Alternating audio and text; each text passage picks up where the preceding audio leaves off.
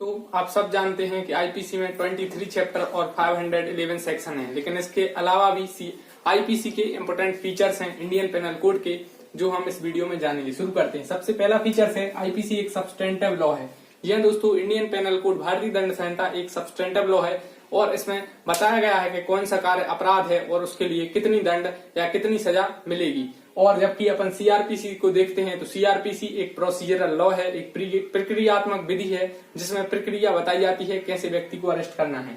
दूसरा जो आईपीसी का फीचर्स है कि ये ऑल इंडिया में लागू है। जी हाँ दोस्तों, इंडियन पेनल कोड पूरे इंडिया में लागू है और जो आर्टिकल 370 के हटने के बाद अब यह जम्मू कश्मीर में भी लागू है। तो आईपीसी का एक और इम्पोर्टेंट फीचर्स है कि यह पूरे भारत में लागू है। इसके अलावा सबसे महत्वपूर्ण फीचर्स है जो आईपीसी का, जो जुडिशियल एग्जाम में पूछा जाता है कि आईपीसी किस सूची में आती है, मतलब केंद्र सूची, राज्य सूची या समवर्ती सूची। तो समवर्ती सूची को इंग्लिश में कंकरेंट लिस्ट कहते हैं। आईपीसी जो भारत के संविधान की 7वीं अनुसूची में समवर्ती सूची में आती है और उसकी लिस्ट नंबर 1 में आती है, मतलब यह कंकरेंट लिस्ट का पार्ट है। कंकरेंट लिस्ट वो होती है जिसमें राज्य सरकार और केंद्र सरकार दोनों कानून बना सकती हैं। तो तीसरा यह इंपोर्टेंट फीचर्स है आईपीसी का। इसके अलावा आईपीसी का चौथा फीचर्स है कि ये 1860 का एक्ट है, मतलब आईपीसी भारतीय दंड संहिता 1860 का एक्ट है जो कि अंग्रेजों के जमाने का है। इसके अलावा एक और इम्पोर्टेंट फीचर्स है कि यह 1860 का एक्ट है, लेकिन ये लागू हुआ था 1 जनवरी 1862 से। तो आईपीसी 1 जनवरी 1862 से लागू हुआ था। इसके अलावा आपको पता ही है कि आईपीसी में 23 चैप्टर हैं और 511 सेक्शन है, तो काफी है बड़ा एक्ट है। इसके अलावा आईपीसी में 5 प्रकार की पनिशमेंट का जो प्रोविजन है, इसमें है लाइफ, मतलब इसमें है डेथ पेनाल्टी जिसे मृत्युदंड कहते हैं। उसके अलावा लाइफ इम्प्रिजनमेंट जिसे हम आजीवन कारावास कहते हैं। इसके अलावा इम्प्रिजनमेंट यानी कारावास, वो भी 2 प्रकार का होता है, एक सादा कारावास और एक कठोर कारावास। इसके अलावा फोरफीचर ऑफ प्रॉपर्टी और फाइन, तो ये 5 प्रकार का उल्लेख है। एक और प्रकार का उल्लेख जब आईपीसी लागू हुई थी जब था, लेकिन अब वो हटा दिया गया है। इसके अलावा एक और फीचर है कि ये ओल्ड एक्ट है, ये काफी पुराना एक्ट है, 150 साल से भी ज्यादा, इवन 160 साल से भी ज्यादा पुराना एक्ट है। यह इस एक्ट को इम्पोर्टेंट फीचर्स है। जबकि हम सीआरपीसी देखेंगे तो वो आईपीसी की तुलना में काफी नया एक्ट है। सीआरपीसी 1 अप्रैल 1974 से लागू हुआ और आईपीसी 1 जनवरी 1862 से लागू है। तो सीआरपीसी की तुलना में आईपीसी काफी पुराना एक्ट है और काफी बड़ा एक्ट है।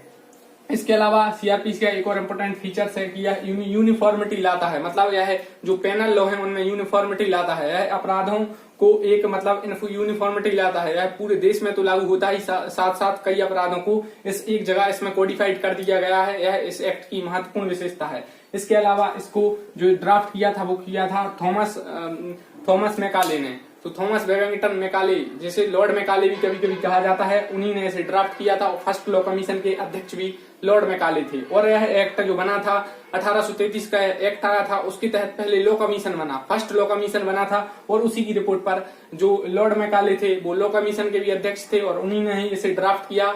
आईपीसी को उन्हीं ने ड्राफ्ट किया और 1 जनवरी 1862 से आईपीसी लागू हुई।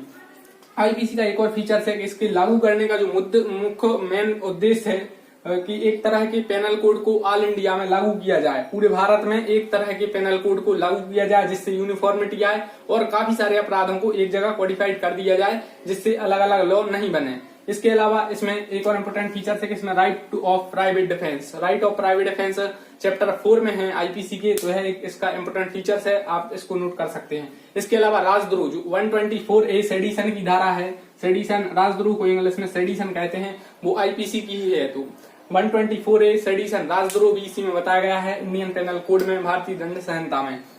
इसके अलावा जो चुनाव से रिलेटेड ऑफेंस है वो भी बताया गया है आईपीसी में, यह इसका एक इम्पोर्टेंट पॉइंट है। ऑफेंसेस रिलेटिंग टू इलेक्शन, और ये बताए गए हैं चैप्टर 9 में 171A से 171I तक। इसके अलावा इसका एक और इम्पोर्टेंट फीचर है कि डिफामेशन, जिसे हम हिंदी में मानहानि कहते हैं, तो मानहानि के बारे में भी प्रोविजन आईपीसी भारतीय दंड संहिता में है। इसके अलावा ऑफेंसेस रिलेटेड टू मैरिज, जो शादी से रिलेटेड जो ऑफेंस है, अपराध हैं, उसका भी जिक्र भारतीय दंड संहिता में किया गया है, इसका एक इम्पोर्टेंट फीचर्स है। और चैप्टर 20 में ऑफेंसेस रिलेटेड मैरिज बताए गए हैं 493 से 498 सेक्शन में। इसके अलावा जो बलवा करना और बलवा के लिए दंड और दंगा के लिए दंड भी इसमें बताए गए हैं। तो आईपीसी का जो मेन उद्देश्य है वो है कि पूरे ऑल इंडिया में यूनिफॉर्मिटी में एक प्रकार के पेनल लॉ को लागू किया जाए। आईपीसी काफी पुराना एक्ट है, यूनिफॉर्मिटी यह लाता है और इसमें सभी तरह के, चाहे वो सोशल इशू हो चाहे वो मतलब इनमें अपराधों को वर्गीकरण कर कर एक जगह कोडिफाइड किया गया है, चाहे वो इकोनॉमिक रिलेटेड अपराध हो, मतलब इकोनॉमिक रिलेटेड ऑफेंस हो, चाहे वो सोशल ऑफेंस हो, चाहे वो मतलब ह्यूमैनिटी के स्क्वायर ऑफेंस हो, चाहे वो आप देखेंगे इलेक्शन से रिलेटेड ऑफेंस भी इसमें बताए गए हैं। और ऑफेंसेस जो पब्लिक है यानी जनता के पब्लिक ट्रैंक्विलिटी को हार्मफुल करते हैं वो भी ऑफेंसेस एक जगह बताए गए हैं। तो यह आईपीसी एक सब्सटेंटिव लॉ है और इसे ऑल इंडिया में लागू है। यह समवर्ती सूची में है, 1860 का एक्ट है, 1862 से लागू है।